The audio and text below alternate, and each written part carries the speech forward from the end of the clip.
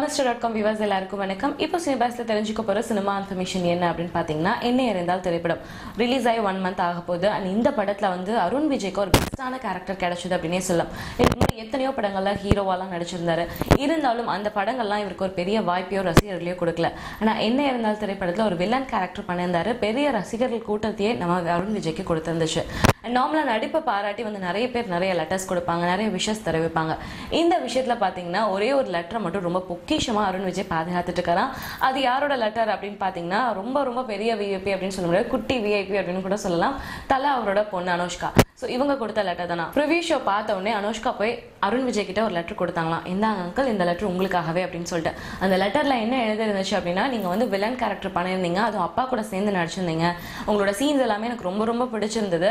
அது மட்டும் இல்லாமல் எங்க அப்பா கூட நீங்க நடிச்சதுக்கு ரொம்ப ரொம்ப தேங்க்ஸ் அப்படின்ற மாதிரி தெரிவிச்சிருந்தாங்களாம். இந்த லெட்டரை வந்து ரொம்பவே பொக்கிஷமா அருண் விஜய் பாதுகாத்துட்டு இருக்கதா தெரிவிச்சிருக்காரு. இந்த மாதிரி சினிமா இன்ஃபர்மேஷன் நீங்க தொடர்ந்து அப்டேட்ல அப்பப்போ தெரிஞ்சுக்கணும் அப்படின்னா Tamil.com தொடர்ந்து பாருங்க.